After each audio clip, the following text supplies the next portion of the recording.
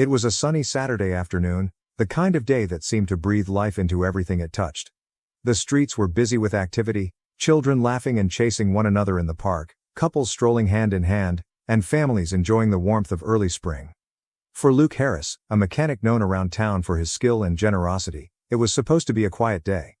He'd decided to take a break from his usual routine at the workshop and go for a drive to clear his mind. Luke's truck rumbled down the familiar streets of his neighborhood. The smell of fresh bread from the local bakery filled the air as he passed by, and the sound of a street musician playing a cheerful tune drifted through his open window. He was about to head toward the lake when something unusual caught his eye. A silver sedan was parked awkwardly on the side of the road, its front left tire flat. Beside it stood a woman, pacing back and forth with her phone in hand. Her face was a portrait of frustration and anxiety. Luke slowed his truck to a crawl, debating whether to stop. The decision didn't take long, helping people was second nature to him. He pulled his truck over and stepped out, offering a warm smile. "Need a hand?" The woman turned toward him, her expression shifting from worry to relief. "Oh yes, please," she said, letting out a breath she'd clearly been holding. "I've been stuck here for 20 minutes, and I couldn't get through to anyone." Luke grabbed his toolbox from the truck and approached her. "Don't worry, we'll get you back on the road in no time," he said, extending a hand. "I'm Luke, by the way." Aaron Dawson," she replied, shaking his hand. "Thank you so much. I'm on my way to an important meeting, and this is the last thing I needed today." Luke crouched by the flat tire and began inspecting it. As he worked, Aaron stood nearby, explaining that she ran a non-profit organization that provided resources for struggling single parents. Luke listened intently, impressed by her passion and dedication.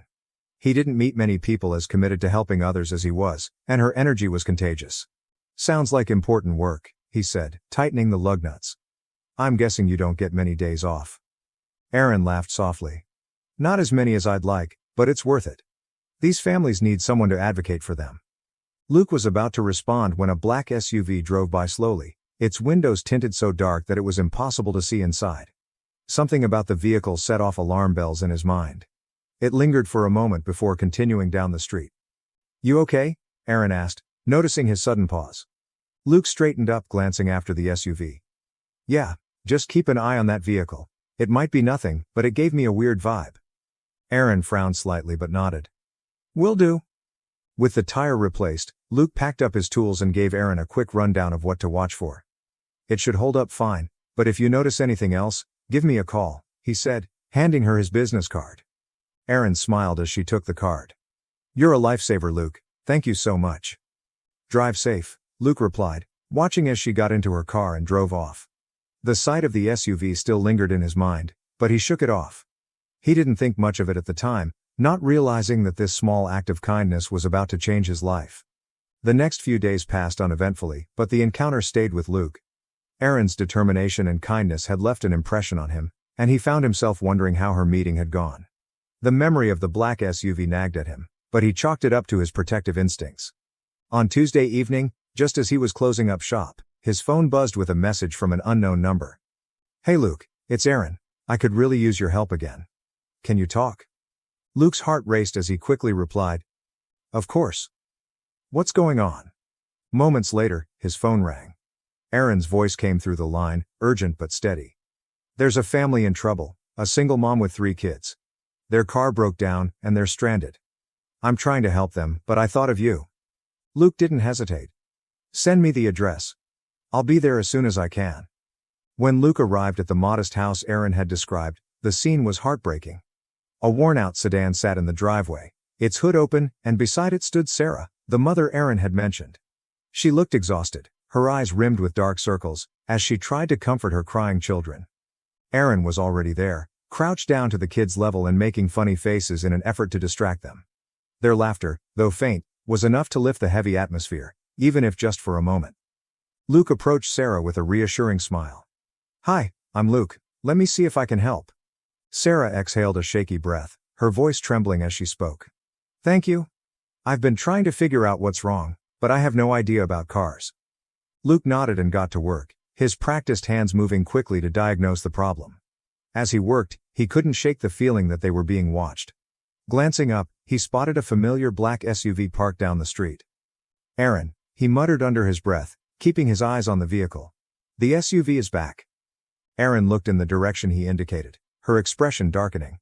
That's the same one from the other day. Before Luke could respond, the SUV's door opened, and a tall man in a dark jacket stepped out.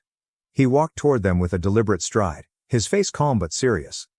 "Excuse me," the man said, his voice deep and measured. "What's going on here?" Luke straightened, his tone polite but firm. "Just helping this family with their car. Can I help you with something?" The man's gaze shifted to Erin. "You shouldn't be here. It's not safe." "Who are you?" Erin demanded, her voice sharp. "And why are you following us?" The man hesitated before answering. "My name is Jake. I've been keeping an eye on you because you're getting involved in something dangerous. The organization you're trying to help these families through, it's not what it seems." Luke and Erin exchanged puzzled glances. "What do you mean?" Erin asked, her tone wary. Jake's expression darkened. "They're tied to a corporate scheme that exploits vulnerable families. I've been investigating them for months and I'm telling you, they don't want their secrets exposed." Jake's words were the beginning of a revelation that left Luke and Erin reeling. Over the following days, Jake explained how the organization Erin had worked with, a supposed charity, was actually a front for a corrupt enterprise. They preyed on struggling families, using their desperation to siphon money and resources into private accounts. Erin was horrified. "How did I not see this?" she said, her voice trembling with anger. "It's not your fault," Luke assured her. "They're good at hiding their tracks." Determined to fight back, the three of them began gathering evidence. Jake shared what he'd uncovered in his investigation: financial records, emails, and testimonies from whistleblowers. They realized they needed more than just evidence. They needed the community's support. Erin reached out to local activists and organizations, sharing what they'd learned and rallying people to their cause. Luke used his connections in town to spread the word, while Jake continued digging deeper into the organization's activities. Together, they formed a small but determined coalition. But as their efforts gained momentum, the threats began. Anonymous phone calls, warning notes slipped under Erin's door, and strange cars parked outside their homes became an unsettling routine. Luke found a message scrawled in red paint on the door of his workshop. "Stay out of it." Despite the intimidation, they pressed on. Erin organized a public event to raise awareness, inviting families, activists, and local officials to learn about the corruption they'd uncovered. The park buzzed with energy on the day of the event, but the tension was palpable. As Erin took the stage to speak, a black SUV rolled up to the edge of the crowd. Several men stepped out, their presence casting a dark shadow over the gathering. "You have no idea what you're getting into," one of them called out, his voice cutting through the murmur of the crowd. "Stop this now." Erin's response was unwavering. "We're not afraid of you. We're here to help, and we won't back down." The crowd erupted in cheers, their unity and determination drowning out the men's threats. The confrontation only solidified their resolve to expose the truth. The turning point came when Jake discovered the location of a secret meeting between the organization's leaders. Disguised and armed with hidden cameras, the trio infiltrated the gathering. What they uncovered was worse than they'd imagined: evidence of widespread fraud and exploitation. The footage, combined with their growing body of evidence, became the centerpiece of a press conference that brought the organization's crimes into the light. The fallout was swift and far-reaching. The organization was dismantled, its leaders arrested, and the families it had harmed began receiving restitution. As life began to return to normal, Luke and Erin reflected on their journey. What had started as a chance encounter on the side of the road had become a movement that brought an entire community together. With renewed purpose, they continued their work, focusing on building a future rooted in kindness, compassion, and justice. Thank you for joining us on Luke and Erin's incredible journey of courage, kindness, and resilience. Their story reminds us that even the smallest act of kindness can ignite a movement for change. If this story inspired you, please like, share, and subscribe for more tales of hope and bravery. Together, let's keep spreading kindness and making the world a better place.